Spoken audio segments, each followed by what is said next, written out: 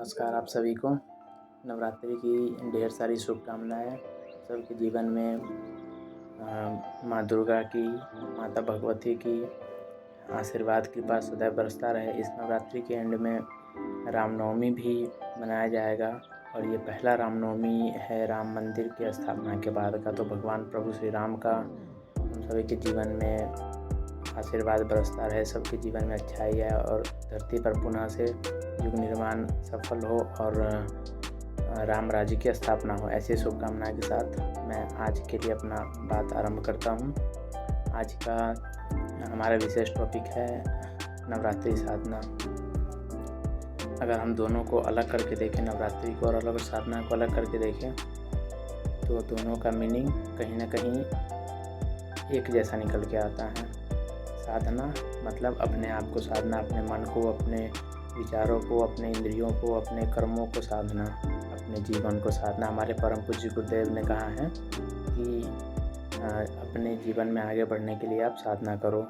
किनकी साधना? जीवन देवता की साधना। किसी भगवान की मत करो, किसी मूर्ति की मत करो, अपने जीवन देवता की करो। उन्होंने मूर्ति पूजा को गलत नहीं कहा है, लेकिन उन्होंने कहा कि अपने जीवन की साधना। जीवन की साधना मतलब हम अपने कर्म पर ध्यान दें। हमारा जो डेली का काम है उसको हम कितना बेटर तरीक़ा से कर सकते हैं।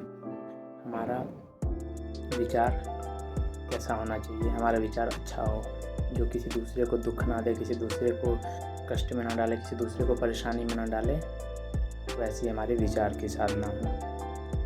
हमारी इंद्रियों की साधना हो। हमारे हाथ से किसी का बुरा ना हो, हम अपने मुंह से किसी को गलत ना कहें, हम अपने कान से किसी के लिए बुरा ना सुने, हम अपने आँखों से गलत ना देखें। ये सब कुछ मतलब अपने जीवन में पूर्णतः कंट्रोल होना, यही है जीवन साधना, जीवन देवता की साधना। नवरात्रि क्या है?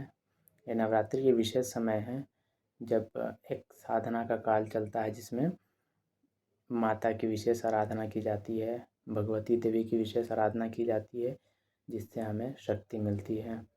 शक्ति कौन सी? आत्मशक्ति, मनोबल, जो कि हमें कहीं भी आगे काम देता है अपने जीवन को अच्छे तरीके से चलाने के लिए। तो ये नवरात्रि साधना कैसी होनी चाहिए?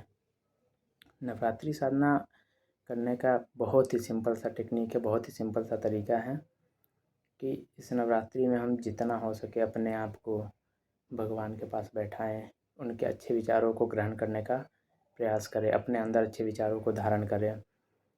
नवरात्रि साधना मतलब ये नहीं कि हम भगवान को कितना प्रसाद चढ़ा रहे हैं, हम कितने टाइम भूखे रह रहे हैं, हम क्या खा रहे हैं, हम कितना कर्मकांड कर रहे हैं, उससे भगवान को कोई मतलब नहीं है। भगवान को मतलब केवल और केवल एक चीज़ से है, और वो एक चीज़ हमारी भावना है, वो एक चीज़ हमारा कर्म है, वो एक चीज़ हमारा चरित्र है। हम भगवान के समक्ष बैठ के हम पूजा कर रहे हैं, उनको फल चढ़ा रहे हैं, प्रसाद चढ़ा रहे हैं, सब कुछ बढ़िया बढ़िया मिठाइयाँ चढ़ा रहे हैं। लेकिन जब हम वहाँ से उठ के अपने दोस्तों के बीच में, अपने समाज के बीच में निकल रहे हैं, तो हम दूसरे के लिए अपशब्द निकाल रहे हैं, दूसरे के लिए हम बुरा सोच रहे हैं, गाली गलौज का इस्तेमाल कर रहे हैं, और कहीं ना कहीं ऐसी चीज़ें अपने जीवन में अपना के बैठे हैं जो कि नहीं होना चाहिए। तो नवरात्रि साधना का केवल और केवल इतना उद्देश्य है कि इस 9 दिन में हम अपने आप को साधना की कसौटी पर कस के और भगवान के लिए उनके विचारों को अपने जीवन में उतारें और भगवान का काम करें। भगवान का काम करने का मतलब ये कि समाज में जब कोई भी आपके पास हताश निराश आए, तो उसे आप सही मार्गदर्शन देकर उसे आगे भेजने का प्रयास करें, ना कि कोई आपके पास अगर आता है तो उसे डीमोटिवेट करें। भगवान का काम केवल इतना है कि जो भी आपके पास हताश, निराश, उदास अवस्था में आ रहा है, उसे आप अपनी बातों के माध्यम से, अपने एक्सपीरियंस के माध्यम से उसे मोटिवेट करने का प्रयास करें, जिससे कहीं ना कहीं उसके जीवन में चेंजेस आएंगे। और ये मेन भगवान का काम है। नवरात्रि साधना का भी उद्देश्य यही है कि आप अपने चरित्र को बेहतर करें, अपने चिंतन को बेहतर करें, अपने कार्य करने की शैली को बेहतर करें, अपने जीवन शैली को बेहतर करें। हमारे परम पूज्य गुरुदेव कहते हैं कि आप इस नवरात्रि के विशेष काल में अगर 9 दिन की साधना में आप अपने आप को जितना तपाते हैं, उतना ही आप निखर के आगे आते हैं, आप अनघड़ से सुगढ़ बनते चले जाते हैं। लेकिन शर्त यही है कि आप भगवान के पास बैठें तो आप फल फूल वगैरह लेके ना बैठें, अपना भाव लेके बैठें, अपना अच्छा विचार लेके बैठें और विचारों का आदान प्रदान करें। आज की बात यहीं पे समाप्त। धन्यवाद।